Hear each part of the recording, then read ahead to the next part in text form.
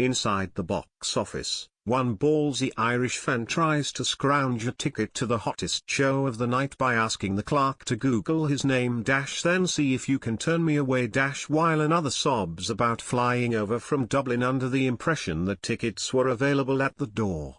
Outside, an American broadcaster mimes a cutting motion at his neck to cancel the recording on a piece to camera that was drowned out by green-clad chants of "pay your taxes." I don't know what I was expecting from the fourth and final leg of Floyd Mayweather and Conor McGregor's world tour at Wembley Arena, but a cross between a Donald Trump rally and a Jeremy Kyle paternity test was not it.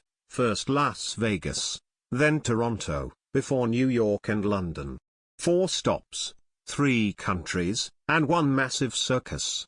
If you've been living on the moon for the past few months, one of boxing's greatest ever fighters, the 49-0 Mayweather, is taking on UFC's most famous son, McGregor, in what is being hailed by some as a superfight for the ages and disregarded by even more as a pointless spectacle that devalues both sports.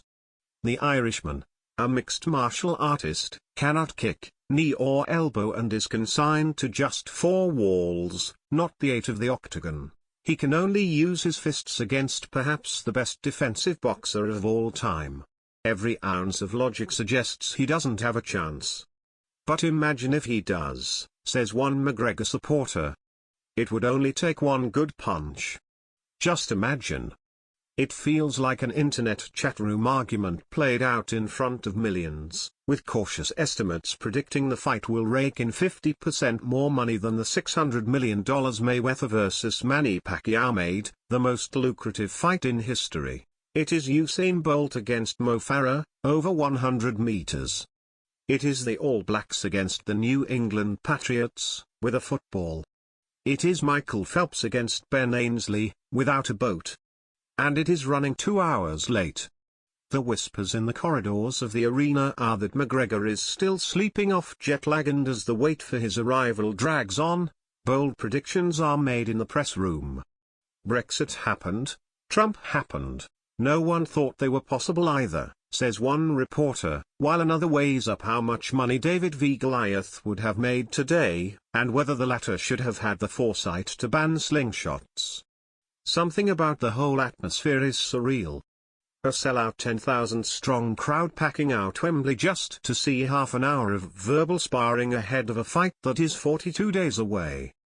That feels like an especially long time when the content of the press conferences has descended from mere pantomime into something darker.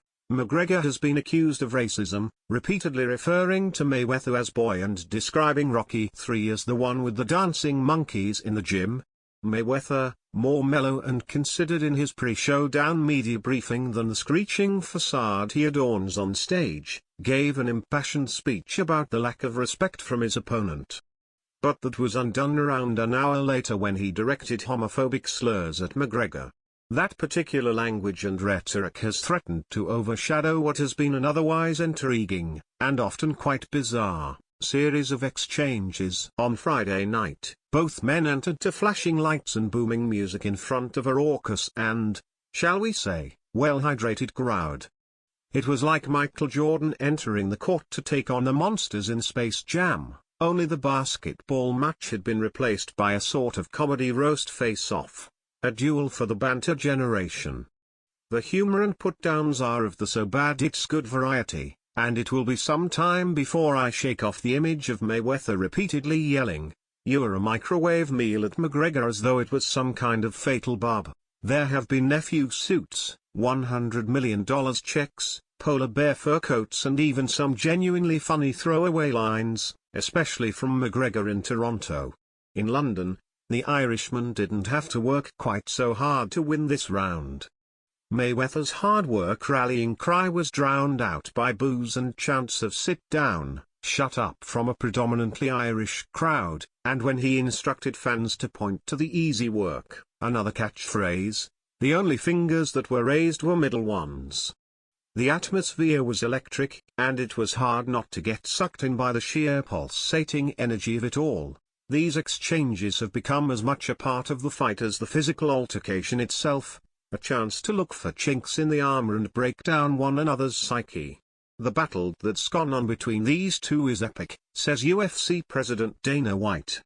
If you're truly a fan of combat sport, if you truly know what's going on here, it's been pretty damn good.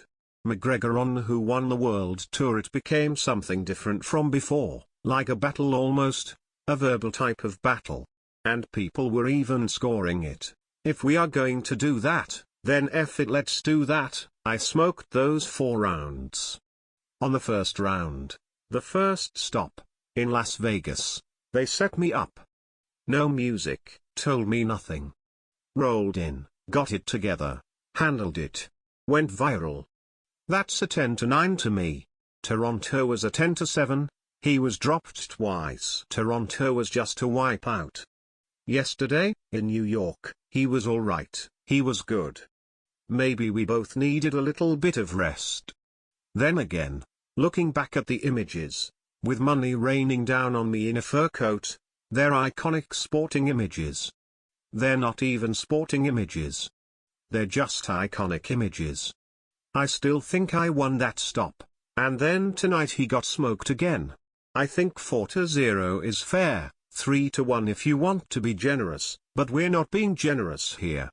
This is a ruthless business and I am the most ruthless. In some ways it feels like the past 4 days have been the real event, the only platform on which they have a level footing. It has also felt like a battle for the souls of their respective sports. Mayweather believes there is an absence of trash talking and theater in boxing nowadays. We need guys to be more aggressive with each other, he says, with the tone of the tour a world apart from the respect and goodwill Vladimir Klitschko and Anthony Joshua shared.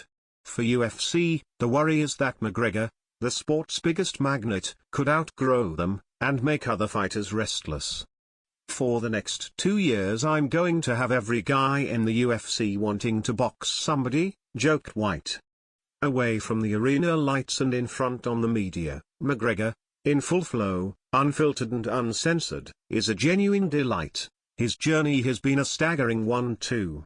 Less than a decade ago, while Mayweather was champion of the world, McGregor was still working as a plumber.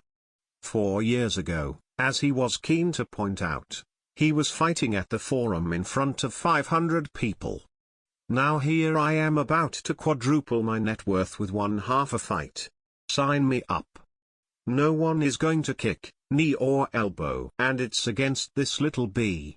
Part of this fight feels like a massive, nonsensical freak show, one last easy payday for Mayweather, with the consequences and potential damage to boxing not given the faintest consideration. And yet there is a gnawing sense of what if.